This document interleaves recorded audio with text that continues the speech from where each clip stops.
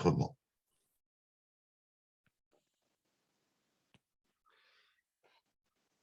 La caverne des quatre, Ma'arat HaMachpelah, là où sont enterrés aujourd'hui les quatre couples fondateurs de l'ensemble de l'humanité, à savoir bien sûr Adam et Chava, Adam et Ève en bon français,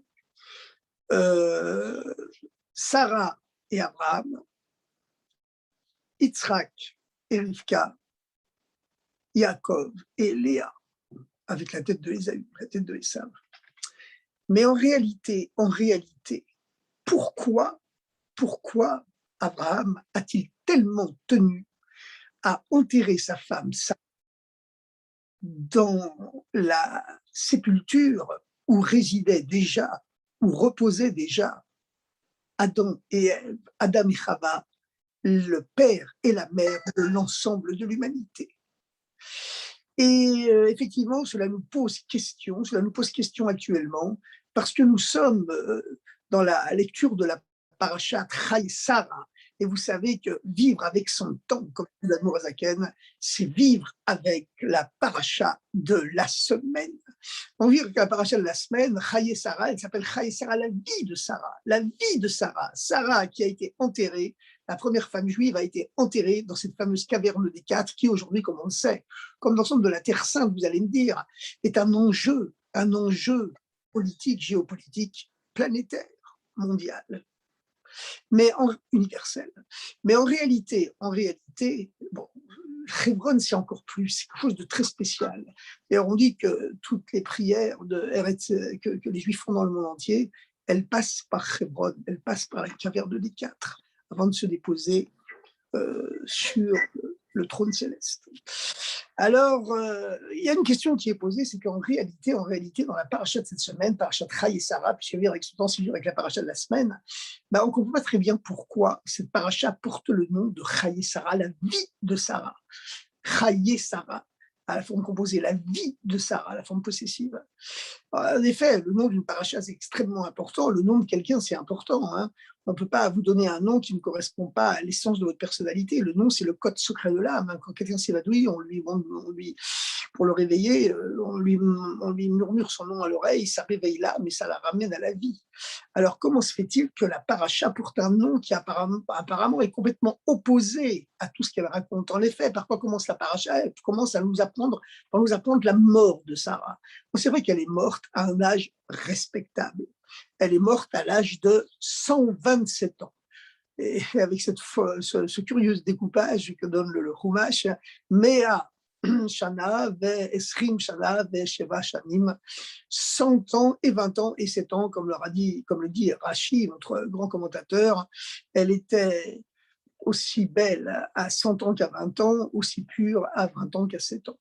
Mais bon, en dehors de cela, c'est quand même étonnant qu'une paracha qui s'appelle Chayei Sarah, la vie de Sarah, elle commence par la mort de Sarah. Et puis ensuite, c'est pas seulement qu'on raconte la mort de Sarah, la paracha continue en racontant que Abraham a dû marchander très très fort.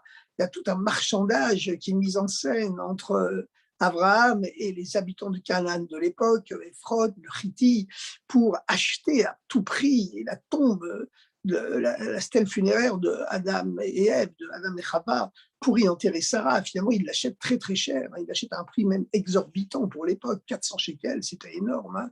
C'est comme si vous allez payer 4 millions d'euros ou 40 millions d'euros pour enterrer quelqu'un de proche que tu préserves. Hein. Mais enfin, on ne comprend pas, surtout que nous, les Juifs, quand même, l'argent, c'est important pour les vivants. Pourquoi attacher tellement d'importance pour les morts? Voilà. Maintenant, puis surtout qu'on sait que le judaïsme prescrit la simplicité en ce qui concerne tout ce qui concerne la vie après la mort. Alors voilà, on aurait pu employer cet argent pour les pauvres et pour des tas d'autres causes. Pourquoi acheter à un prix tellement exorbitant une tombe finalement? Il y a encore d'autres questions sur la paracha de cette semaine, c'est que véritablement, on ne voit rien qui correspond à la vie de Sarah. Ensuite, de quoi nous parle la paracha de cette semaine? Et alors, vous allez me dire quel rapport avec le problème de Hebron, le problème de Hébron et le problème de la propriété de la caverne des quatre, Ma'arat HaMachpelah. En réalité, la raison, c'est que tout les secrets du monde se trouvent dans la paracha de la semaine. Et toutes les réponses politiques, géopolitiques et internationales toutes les questions qui existent dans le monde, leur réponse, c'est dans la paracha de la semaine. Leur réponse, c'est dans la Torah, puisque la Torah, c'est le plan du monde. Avant de créer le monde, Dieu a d'abord fait le plan comme un bon architecte qui se respecte. Donc d'abord, Dieu a fait son plan, c'est la Torah. Et ensuite, il s'est reporté, comme un architecte le fait, à toutes les mesures exactes qui figurent dans la Torah, de façon implicite, hein, pour tracer les limites de l'océan Atlantique, l'océan Pacifique, le pôle Nord, le pôle Sud, voilà, la diagonale terrestre, les dorsales sous-marines, etc., etc. Tout est dans la Torah. Et si on avait le mérite, si nos yeux s'ouvraient pour voir ce qui est écrit dans la Torah, ben on le verrait. D'ailleurs, vous savez que lorsque le Admour Azaken, le premier Rabbi Lubavitch, était en prison, eh bien, comme il avait la réputation d'être un très grand scientifique, les Russes lui ont apporté une map monde, et l'Admour Azaken a regardé la map monde et il a dit il y a un détail qui ne va pas dans la carte de l'Amérique du Nord. Et ben, peu de temps après, une nouvelle carte est arrivée en Russie, qui est toujours un pays un peu attardé, un peu retardataire, avec la carte corrigée, comme l'avait dit le Admour Azaken. Alors on lui a demandé, mais vous connaissez tellement bien la géographie, vous êtes capable comme ça de faire une telle erreur, car que nous, en Russie, personne n'est au courant. Eh bien, le rabbi a tout simplement répondu très modestement, vous savez que lorsque Dieu a créé le monde, eh bien, la lumière du premier jour, il l'a cachée dans la Torah. Celui qui possède cette lumière peut voir le monde d'un bout à l'autre. Et il y a d'autres histoires comme ça, notamment avec notre rabbi, le rabbi actuel, qui prouvent cette chose-là. Mais bon, pour l'instant, revenons à ce problème épineux. En quoi la réponse à tous les négationnistes qui veulent absolument dire que le peuple juif n'a pas le droit, ne possède pas de droit spécifique à la caverne des quatre, à Hebron, en quoi la réponse se trouve-t-elle dans la paracha de la semaine? Eh bien, continuons. Donc, la question fondamentale qu'on avait posée, parce que pour répondre à une question, il faut toujours commencer par une autre question. Donc, on avait posé la question en disant pourquoi la paracha qui s'appelle la vie de Sarah? Eh bien, pourquoi commence-t-elle à parler de la mort de Sarah ensuite de tout le marchandage pour pouvoir acheter à un prix exorbitant la tombe de Sarah qui repose déjà les corps de Adam et Chava, Adam et Ève, les pères de l'humanité. Et puis ensuite, toujours cette fameuse question qui revient à chaque détail de la paracha, mais pourquoi est-ce qu'il s'appelle la vie de Sarah alors qu'on nous raconte, c'est vrai, le mariage de Yitzhak avec Rivka, mais qu'est-ce qu'on nous dit du mariage de Yitzhak avec Rivka? On nous rappelle encore que c'est là que tout est mis en rapport avec la mort de Sarah. On nous raconte que Yitzhak, finalement, quel a été le résultat? C'est que c'est que Yitzhak s'est consolé de la mort de sa mère. Voilà ce que ça lui a apporté son mariage, c'est qu'il se consolait de la Torah de la mort de sa mère. Alors encore une fois, la Torah aurait pu nous dire que ce mariage lui a apporté d'autres choses, il a aidé à s'épanouir, etc., etc. Non, ça l'a consolé de la mort de sa mère. Tout ce qui se passe dans cette paracha est mis en rapport avec la mort de Sarah. Alors encore une fois, pourquoi est-ce qu'elle s'appelle Chai et Sarah, la vie de Sarah? Et puis encore plus, la fin de la paracha. Et le maftir, la personne qu'on va pouvoir le plus honorer à Shabbat matin dans toutes les synagogues du monde, qu'est-ce qu'il va lire? Il va lire le dernier paragraphe. Et à quoi est consacré le dernier paragraphe? La 7e section de la paracha, elle est consacrée à la réussite de Ishmaël. Ishmaël, l'ennemi juré de Sarah, son ennemi intime, celui qui était concurrent contre Yitzhak, le fils de Sarah, pour mériter l'héritage de Abraham. Et finalement, quand ça a commencé à chauffer entre les deux jeunes gens, entre Yitzhak et entre Ishmaël, vous savez que Ishmaël, c'est l'ancêtre de la grande et brillante civilisation arabo-musulmane qui a dominé l'ensemble de la planète. En tout cas, c'est une civilisation beaucoup plus avancée que la civilisation de l'Occident chrétien pendant plusieurs siècles au cours du Moyen-Âge. Voilà. Et donc, puisque c'était eux qui avaient reçu la philosophie grecque, la science grecque, que plus tard ils ont transmis à l'Europe chrétienne, ce qui a permis d'ailleurs la renaissance, une découverte scientifique et philosophique de l'Occident chrétien. Tout ça s'est passé par la brillante civilisation arabo-musulmane à l'époque. La preuve, c'est que Maïmonide, quand il voulait écrire son grand livre de philosophie, le Guide des égarés, le Moré Nevuchim, il a écrit en arabe, la langue intellectuelle de l'époque. Voilà. Comme aujourd'hui, les grands colloques scientifiques, ils se tiennent en anglais, à l'époque, ils se tenaient en arabe. Eh bien, Euh, donc, il faut savoir une chose, c'est qu'on ne comprend vraiment pas, parce que Ishmaël, quelque part, c'était l'ennemi juré de Sarah, lorsqu'elle a commencé à se méfier d'Ishmaël, parce qu'il revendiquait l'héritage d'Abraham, héritage pas seulement matériel, mais aussi spirituel. Eh bien, qu'est-ce qu'elle a dit, Sarah à Abraham? Elle lui a dit, Garesh et Tahama Azot, jette, renvoie cette servante dans le désert avec son fils, je ne veux plus les voir ici chez moi. Et Abraham ne voulait pas au début, il ne voulait pas Abraham. Il ne voulait pas, bien sûr. Ishmaël, c'était son premier-né. C'est vrai qu'il était de sa concubine Agar, mais quand même, c'était son fils premier-né. Il avait attendu très, très longtemps avant de l'avoir. Il était très heureux de l'avoir. Comme il a dit à Dieu, lorsque Dieu finalement est intervenu pour lui dire qu'il aurait un fils, eh bien, et qu'il aurait Yitzhak comme fils, il a répondu à Dieu, Lou Ishmael yichiel fanecha. Mais Ishmael ne mérite-t-il pas de vivre devant toi aussi? Moi, je veux qu'il vive devant toi. Il se serait suffi d'Ishmaël. Abraham comme héritier spirituel. D'ailleurs, Agar, c'était une femme de très haute lignée spirituelle aussi. C'était la fille du pharaon. Et elle avait préféré suivre ce nomade monothéiste dans le désert plutôt que d'assumer son rôle de princesse polythéiste à la cour de son père, le pharaon. Donc vous vous rendez compte que véritablement, Agar, qui discutait avec les anges dans le désert, voilà, elle était à un niveau spirituel extrêmement élevé, et son fils Ishmaël aussi, hein, quelque part. Alors, malgré tout, Dieu a ordonné à Abraham d'écouter Sarah et de chasser Ishmaël et sa mère Agar dans le désert. Voilà. Et Dieu a dit à Abraham, Kol Asher, la fameuse phrase, le fameux verset qui fait jurisprudence aujourd'hui encore dans tous les foyers juifs, Kol Asher Tomar Elecha Sarah Shma Bekola. Tout ce que t'ordonne, tout ce que te dit Sarah, écoute sa voix, car c'est une plus grande prophétesse que toi. Bon, ceci, attention, c'est pour les choses humaines, hein, pour les choses sociales, comme le rabbi l'a dit un jour à un grand chasseur de l'Asie, Tuvia Friedman, à la Shalom Zichrono Libracha. Tuvia Friedman, il a participé à la capture de Eichmann, il passait sa vie à quatre coins du monde, tous les coins du monde, à chercher les nazis pour aller, alors que l'État d'Israël avait renoncé à les poursuivre. Et sa femme lui faisait la guerre parce qu'elle voulait qu'il arrête de chasser les nazis. Il n'était jamais chez lui, alors qu'ils avaient un enfant unique et il ne s'occupait jamais de lui. Tous les voisins se moquaient d'elle, la pauvre veuve. Eh bien, finalement, une crise de conscience, il est passé à Brooklyn, il a été chez le rabbi, il a demandé au rabbi s'il va écouter sa femme ou non, et arrêter de chasser les nazis. Et le rabbi lui a répondu, écoute, bien qu'en général, un homme doit écouter sa femme, comme Dieu l'a ordonné à Abraham, tout ce que te dit Sarah, écoute sa voix, parce qu'elle est plus grande prophétesse que toi. Ça, c'est pour les relations sociales intra-humaines.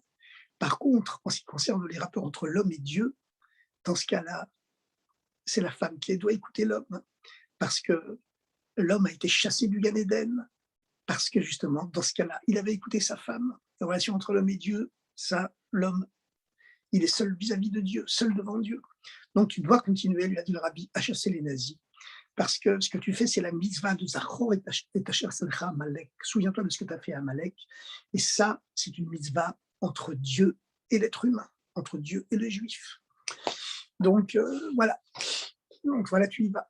Et tu continues. Mais malgré tout, quand il s'agit de relations humaines, comme les rapports entre Yitzhak et Ishmaël, et entre Agar et Sarah, et entre Sarah et Abraham, ben dans ce cas-là, c'est Sarah qui l'emporte. Et qu'est-ce qu'on nous dit à la fin de la paracha? On nous raconte l'apothéose de Ishmaël. On dit d'abord qu'on parle encore de la mort d'Abraham. Ça ne suffisait pas de parler de la mort de Sarah au début, il faut parler de la mort d'Abraham aussi à la fin. On ne voit toujours pas le rapport, de moins en moins, avec le nom de la paracha qui s'appelle Chaye Sarah, la vie de Sarah. Et puis, puisque le nom, je vous rappelle, c'est censé donner son sens et illustrer le sens profond de toute la paracha et l'identité profonde de cette paracha. Et puis, ensuite, on nous parle de la grandeur de Ishmaël. Il a eu 12 fils qui ont été 12 princes. Et à la fin, le dernier verset de la paracha, comme la signature de la paracha, Alpen Ekol Echav Nafal, à la face de tous ses frères, c'est-à-dire à la face de l'humanité entière, Nafal. Et Rashi donnera comme première explication au mot Nafal que ça signifie s'étendre, résider. De la mer de Chine à l'océan Atlantique, effectivement, prennent de la place. C'est normal, c'est la bénédiction de Dieu à Ishmaël, par l'intermédiaire d'Abraham. parce que lorsque Abraham s'inquiétait, il ne voulait pas chasser son fils, il lui a dit, t'inquiète pas pour ton fils, il deviendra Ishmaël, il deviendra le père d'une très grande nation. Voilà, ça s'est accompli, comme les étoiles du ciel et le sable de la mer. Eh bien, chers amis, pour comprendre ces épineuses questions et voir le rapport entre la paternité, la propriété de Marat Marpella, la caverne des quatre, la caverne de Adam et Ève, et des trois patriarches et des trois matriarches juives, il faut comprendre d'abord ce que signifie la vie. Qu'est-ce que c'est une vie véritable, une vie réussie? Une vie réussie, on peut le voir que lorsque la personne a quitté ce monde. Parce que tant qu'elle est dans ce monde, ben, vous savez, il y avait un grand prêtre, un Cohen Gadol, il a servi dans le temple pendant des dizaines et des dizaines d'années. Il était le seul être humain à être autorisé à rentrer dans le Saint des Saints, Kodesh Kodashim, un jour parole, le jour de Yom Kippour, et il rentrait avec une chaîne en or au pied parce que s'il mourait, parce que tout celui qui avait une pensée étrangère au service le jour de Yom Kippour, il mourait sur le champ. Alors, il n'y avait que l'or, le matériau le plus noble, qui avait le droit d'être entreposé dans le Saint des Saints, donc il rentrait avec une chaîne en or parce que personne n'aurait eu le droit de rentrer pour le chercher, il fallait le tirer. Aucun Kohen Gadol n'est jamais mort pendant Yom Kippour dans le Saint des Saints parce qu'ils avaient tous un tel entraînement, une telle préparation qu'ils maîtrisaient parfaitement leur mental, leur esprit, leur intellect, etc., et leurs sentiments. Alors, mais malgré tout, il y a un Kohen Gadol qui a servi pendant des dizaines d'années dans le Saint des Saints, puis finalement, à la fin de sa vie, boum, il est devenu hérétique. Voilà, il s'est révolté contre l'ensemble du judaïsme. Alors, donc, vous voyez, tant que quelqu'un, il est vivant, il n'a pas quitté ce monde, on ne peut pas être sûr de ce qu'il est. Et puis, à quoi voit-on vraiment qu'une personne est vivante? Eh bien, on la voit à la trace qu'elle laisse derrière elle. Et on la voit en premier à ses enfants. Ça peut être des enfants matériels, ça peut être des enfants spirituels, mais on les voit à ses enfants. Comme la raison pour laquelle c'est seulement le patriarche, le troisième patriarche Yaakov, dont il est dit qu'il n'est pas mort, Yaakov Avinu l'Omet, il n'est pas mort, eh bien, c'est parce que tous ces 12 enfants sont restés dans le judaïsme, aucun n'a dévié, et ils sont tous restés les fondateurs des 12 tribus d'Israël, alors qu'Abraham, lui, n'a pas réussi finalement à transmettre tout son héritage spirituel à Ishmaël, qui a dévié de l'héritage d'Abraham. Et puis, voilà, il a dévié sur la droite. Et puis, il y a eu Yitzhak également. Il n'a pas réussi à tout transmettre son héritage spirituel à Ésaü, à Esav, qui est l'ancêtre de la civilisation chrétienne occidentale, comme Ishmaël est l'ancêtre de la civilisation arabo-musulmane.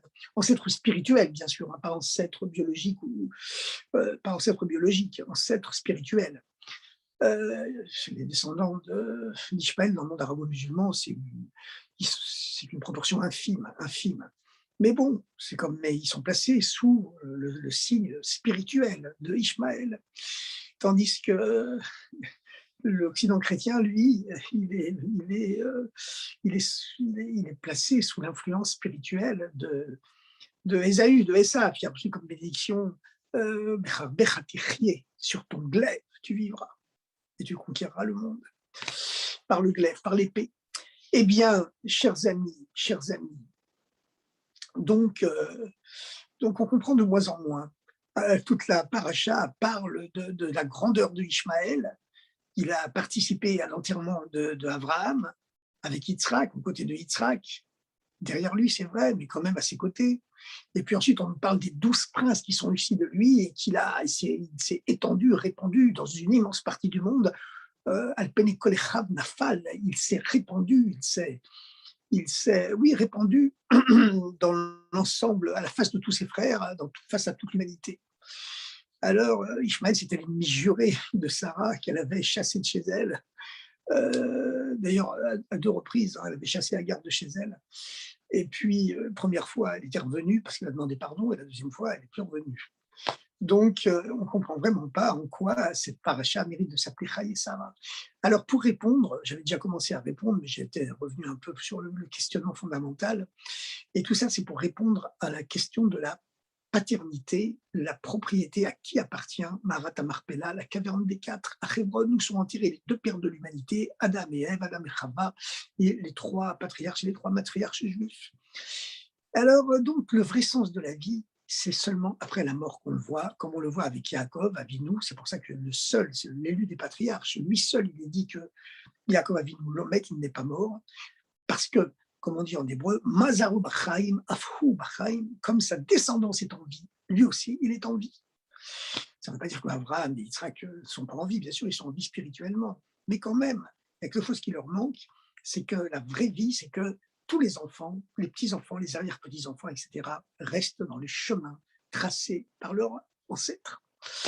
Alors maintenant, c'est pour ça que Yaakov est appelé l'élu des patriarches. Bon, on sait qu'Abraham personnifiait la bonté de Dieu, Yitzhak sa rigueur, mais Yaakov c'est un niveau plus haut. Il avait l'harmonie divine, la miséricorde divine, qui est plus haute à la fois que la bonté et la rigueur, et qui pour cela est capable d'unir les deux. À l'image des 3 premiers jours de la création, la bonté de Dieu qui s'était manifestée le premier jour en créant l'eau et la lumière, la sévérité qui s'était manifestée le deuxième jour en séparant tout ce qui existe, et en dissociant le ciel de la terre, le spirituel du matériel. Et le troisième jour, ça avait été la miséricorde divine, la Mida de Yaakov, qui s'était dévoilée en réconciliant les opposés dans une synthèse beaucoup plus haute.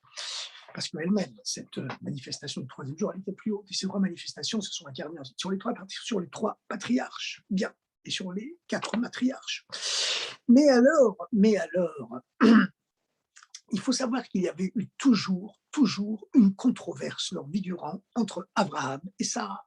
C'était une controverse complémentaire qui permettait aux deux de se compléter jusqu'à un certain point, évidemment. Et les opposés s'attirent et ils se complètent, ils sont là pour ça. Mais en quoi consistait cette controverse permanente qu'il y avait entre eux? C'est que Abraham, il incarnait l'universalisme juif. Abraham n'est pas seulement le père du peuple juif, il est, comme le dit la Torah, Av Hamon Goïm Netaticha.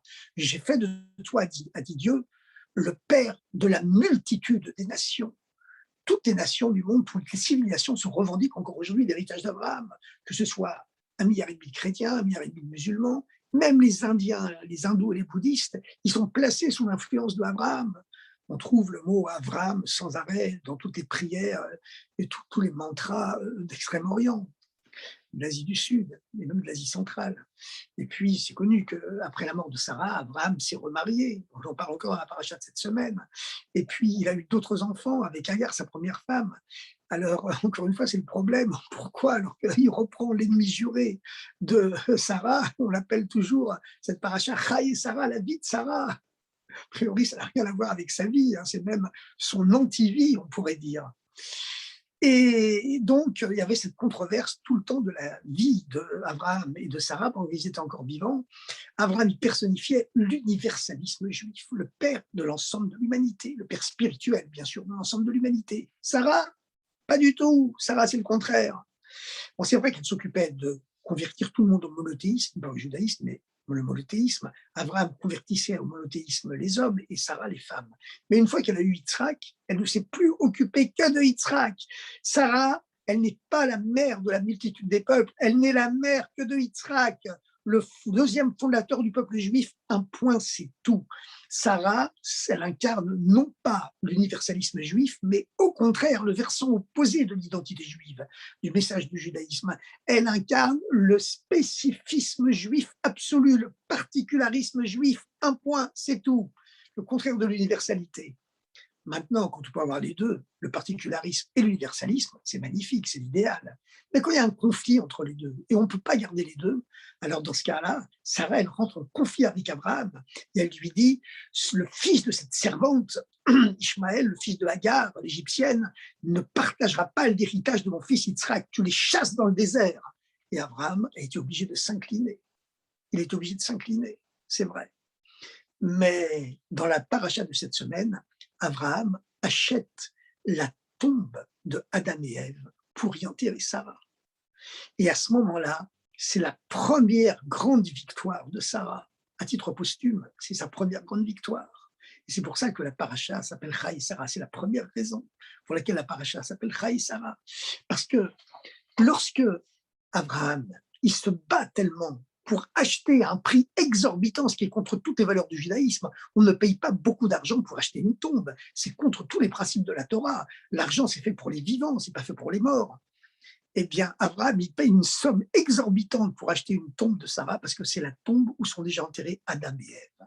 Adam et Ève, Adam et Chava, les pères et mères de toute l'humanité. Mais en procédant ainsi, en faisant l'acquisition de la tombe de Adam et Chava, eh bien, qu'est-ce qu'il fait Abraham? Il opère le transfert de la propriété de la tombe de Adam et Chava, qui jusque-là était la propriété de toute l'humanité, le patrimoine universel de l'UNESCO. Il le transfère en l'achetant dans la seule propriété du peuple juif. À partir du moment où il l'achète, la tombe de Adam et Ève cesse d'être la propriété de l'ensemble de l'humanité. Elle devient uniquement la propriété d'Abraham pour y enterrer Sarah, c'est-à-dire pour y exprimer le particularisme juif absolu. Et c'est-à-dire que elle exprime le fait que ce sont les Juifs qui sont uniquement eux les véritables légataires, les véritables héritiers plutôt, les véritables héritiers de Adam et de Chava. Voilà, il opère le transfert de propriété, la tombe de Adam et Chava, la tombe de Adam et Ève, eh bien, les pères de l'humanité, ils appartiennent dorénavant uniquement au peuple juif. C'est le sens de ce sacrifice, cet effort inouï qu'a fait Abraham pour acheter la tombe de Adam et Ève afin de la placer sous la coupe de Sarah, qui exprime, elle, le spécifisme juif absolu. Et ensuite, parlons du mariage de Yitzhak avec Rivka. Et la Torah qui nous précise, qu'elle n'a jamais précisé pour personne, qu'est-ce que ça a apporté, la souffrance qu'a apporté son mariage à Yitzhak, c'est de le consoler de la mort de sa mère. Et encore une fois, on met la paracha en rapport avec la mort de sa mère. Mais en vérité, qu'est-ce qui a fait que Yitzhak s'est consolé de la mort de sa mère? Eh bien, c'est que, comme nous dit le Midrash, lorsque Rivka est entrée dans la tente de Sarah pour en prendre à nouveau possession, pour s'y installer, tous les miracles qui avaient lieu pendant la vie de Sarah et qui avaient disparu dès qu'elle était morte sont revenus immédiatement pendant que Sarah était vivante. Il y avait sans arrêt un nuage qui planait, qui stationnait au-dessus de sa tente pour ombrager sa tente de la chaleur torride du désert. Et puis, on remarquait une chose incroyable, c'est que malgré la chaleur torride du désert, à l'époque, il n'y avait pas pas seulement de congélateur, mais il n'y avait pas non plus, même pas de réfrigérateur, eh bien, la pâte des chalotes ne pourrissait jamais. Et puis même, un véritable miracle, celui-là, semblable au mirage de Hanouka quelques milliers d'années plus tard, c'est que les bougies de Shabbat qu'elle allumait le vendredi soir, elles continuaient à éclairer les soirées sous la tente toute la semaine. Elles ne s'éteignaient que la veille du Shabbat suivant où elle les rallumait. Et bien, tous ces miracles avaient cessé complètement du jour où Sarah est morte. En l'absence d'une femme à la maison, c'est l'homme qui doit allumer les bougies, donc c'était Abraham et Yitzhak qui allumaient les bougies, mais il n'y avait aucun miracle, elles s'éteignaient quelques heures après avoir été allumées. Dès que Rivka est arrivée, eh bien, le miracle de Hanouka hebdomadaire est réapparu. Les bougies se sont mises à briller et à brûler pendant toute une semaine, avant de s'éteindre juste à la veille du Shabbat suivant. Le nuage est revenu pour ombrager la tente et une bénédiction spéciale est réapparue dans la pâte qui, comme de l'époque de Sarah, a arrêté de pourrir de temps en temps. Alors, quand Yitzhak s'est rendu compte véritablement que Sarah, elle avait eu une belle-fille qui a partagé son niveau spirituel, là, vraiment, il s'est consolé de la mort de sa mère. Et c'est véritablement une deuxième victoire posthume de Sarah, d'avoir une belle-fille qui était son égale, au moins son égale. Voilà. Et vous savez qu'avoir une belle-fille dont on est vraiment satisfait, dont on est vraiment heureux, c'est une très, très grande bénédiction. Et donc, c'est une nouvelle victoire pour Sarah. Et puis finalement, lorsqu'on parle du Ishmaël à la fin, eh bien, Rashi, notre grand commentateur, nous fait remarquer qu'on parle de la mort d'Abraham, après qu'Abraham se soit remarié avec Agar et eu d'autres enfants. Mais qu'est-ce qu'il a fait avec ces autres enfants? La Torah nous le précise. Il leur a donné des cadeaux, et Rashi nous précise que ces cadeaux, c'était des cadeaux spirituels. Il leur a transmis une part de sa sagesse, mais qui est devenu quelque chose d'impur. Shem Touma, Natan Lahem, il leur a transmis des noms impurs. Pourquoi des noms impurs? Abraham, il ne voulait que la pureté, mais eux n'étaient pas capables d'absorber cette pureté. Donc, ils ont fait un peu tourner la patte et ils ont été fondés des civilisations un peu idolâtres de l'Orient et de l'Extrême-Orient. Abraham les a chassés vers l'Orient, et alors donnant des cadeaux, certes, des cadeaux spirituels et des cadeaux matériels. ils ont été capables d'absorber une partie de l'héritage spirituel d'Abraham, mais tout son héritage essentiel, il a été reçu seulement par Yitzhak, qui était le seul capable de le recevoir. Et qu'est-ce qu'on nous dit donc? On nous dit qu'à la fin, effectivement, on nous parle de l'apothéose de Ishmaël, mais qu'est-ce qu'on nous dit lorsqu'on parle de la mort d'Abraham? Qu'il a été enterré par ses fils, par Yitzhak, le fils de Sarah et d'Abraham, et Ishmaël, la Torah dit, le fils Ishmaël, comment elle qualifie Ishmaël au moment de l'enterrement. Et pendant cet enterrement, d'ailleurs, Ishmaël est mentionné en deuxième après Yitzhak. Et Rashi nous commente en nous disant que c'est la preuve que Ishmaël a fait tchouva et qu'il a reconnu que la primauté de l'héritage revenait exclusivement à Yitzhak. Et c'est pour ça que lors de l'enterrement, on mentionne le nom de Yitzhak en premier et celui d'Ishmaël en deuxième. Il a fait tchouva. Et c'est encore une fois la victoire de Sarah, parce que Sarah ne désirait pas la mort de Ishmaël, évidemment. Elle aurait bien préféré qu'il fasse teshuvah, c'est-à-dire qu'il assume véritablement son identité et reconnaisse que la primauté spirituelle, elle revenait à Yitzhak.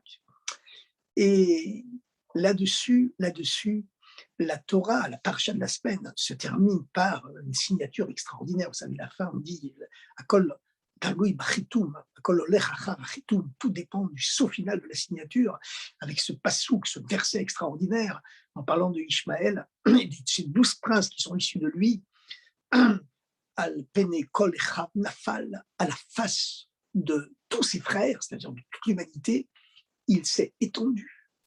Mais le mot il s'est étendu, le dernier mot de la paracha, nafal, c'est la signature de la paracha, il est à double sens, nous dit Rashi. Un premier sens, le premier que donne Rashi, c'est que nafal, ça signifie s'étendre, résider, habiter à la face du monde entier, en occupant donc un immense territoire. Mais le deuxième sens, nous dit Rashi, c'est pas nafal. Il y a un deuxième sens dans le mot nafal. C'est le sens d'ailleurs le plus courant qui est employé sans arrêt dans l'hébreu moderne comme dans l'hébreu ancien. C'est que nafal, c'est vient du mot nofal qui veut dire tomber. À la face de tous ses frères, il est tombé. Et Rashi nous donne ces deux traductions, ces deux sens du mot nafal, qui est le dernier mot de la paracha de cette semaine, qui conclut le verset Al pene kol echad nafal, Ishmaël a été nafal à la face du monde entier, à la face de tous ses frères, à la face de toute l'humanité. Premier sens du mot nafal, dit Rashi, il a résidé, il s'est étendu à la face de toute l'humanité. Deuxième sens, il est tombé, et puis c'est tout. Comment expliquer la concomitance entre ces deux sens? Rashi commande tout simplement en ajoutant, tant qu'Abraham était vivant, eh bien, il résidait, il s'étendait à la face du monde entier, il était respecté par tout le monde, par l'ensemble de l'humanité, par tous les peuples du monde. Mais dès que Abraham est mort, à ce moment-là, nafal reprend son sens de tomber. Il est tombé à la face de toute l'humanité. Et le rabbi nous donne un sens plus profond à cela. Quel est le sens plus profond? C'est que veut dire Rashi? Parce que Rashi a toujours un sens plus profond caché dans les commentaires de Rashi. Que veut nous dire Rashi?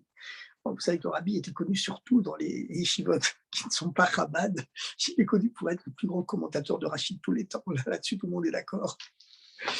Alors, que veut nous dire Rashi en disant que tant que Abraham était vivant, eh bien,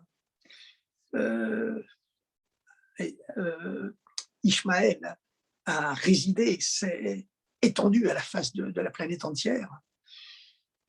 Tant qu'Abraham vivait en lui, à l'intérieur de lui, tant qu'Abraham était vivant en lui, spirituellement, eh bien, il était fidèle à l'héritage spirituel d'Abraham en reconnaissant la primauté de Yitzhak. Et comme la Torah le définit quelques versets plus haut, lorsqu'il participe à l'enterrement de Abraham, la paracha nous dit Abraham fut enterré par ses fils Yitzhak et Ishmaël nous rappelle la paracha qui était le fils de Hagar, la servante de Sarah. À partir du moment où Ishmaël assume l'identité que la Torah lui donne, d'être uniquement le fils de la servante de Sarah, à ce moment-là, Abraham vit en lui. Il est digne, il se comporte entre digne héritier de la spiritualité d'Abraham. Abraham est vivant en lui et il mérite à ce moment-là de résider, de s'étendre à la face de tous ses frères, de la planète entière, de tous les peuples du monde, et il est respecté par tout le monde. Mais dès que Abraham est mort, dit Rashi, eh bien, il est tombé. Le mot nafal qui qui termine toute la paracha de la semaine, il prend son deuxième sens, qui est le sens de chuter, de tomber.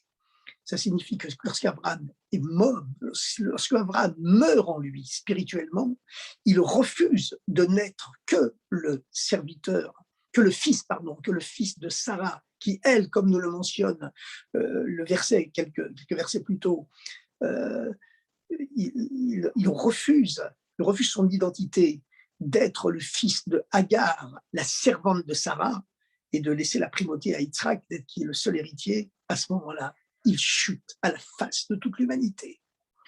Toute ressemblance avec des personnages vivants actuels ne saurait bien sûr être que absolument fortuite, comme vous l'avez bien compris, mais je pense que la Torah nous donne un éclairage géopolitique, plus que géopolitique, un éclairage civilisationnel, en même temps qu'un héritage spirituel, qui véritablement éclaire notre compréhension du monde sans aucune comparaison. Je ne peux pas dire infiniment plus parce que ça dépasse même du domaine du fini et de l'infini, hein. Vous savez que pour Dieu, le fini et l'infini, c'est pareil. Pour lui, c'est à équidistance. Il est au-delà à la fois du fini et de l'infini, même si intuitivement, on a tendance à penser que Dieu il est infini. Mais en vérité, pour lui, le fini et l'infini, c'est pareil. Eh bien donc, sans comparaison, sans aucune comparaison, la Torah, la paracha de la semaine, du son temps, c'est vrai que la paracha de la semaine nous fait vraiment bien comprendre tout ce qui se passe actuellement dans le monde entier, toute l'actualité mondiale, nous permet de la décoder avec ce troisième œil qui s'ouvre en nous lorsqu'on met les tefilines tous les matins. Et chers amis, je vous souhaite une merveilleuse fin de semaine, une merveilleuse préparation au Shabbat Chayei Sarah, la vie de Sarah, puisque véritablement, Sarah a gagné sur tous les plans. Elle a réussi à transférer la tombe de Adam et Chava, la tombe de Adam et Ève, les pères de toute l'humanité, dans la seule propriété du peuple juif, pour faire du seul peuple juif l'héritier de Adam et Ève. Elle a réussi à avoir une belle-fille qui continue la transmission au même niveau qu'elle le faisait. Et elle a réussi finalement, de là où elle était, à influencer Ishmaël pour qu'il fasse teshuva et pour que sa brillante civilisation issue de lui comprenne que lorsqu'il accepte son identité d'être simplement le dauphin de Yitzhak, eh bien, à ce moment-là, il est respecté par l'ensemble des peuples du monde et que sinon, il est nafal et il tombe à la face du monde entier. Chers amis, on souhaite que toute l'humanité se relève immédiatement avec le Mashiach. Tout de suite, on souhaite qu'il y ait un monde uniquement de bonté et de gentillesse où le lion cohabitera avec l'agneau et où les hommes fondront le fer de leur lance pour en faire des socs de charrue.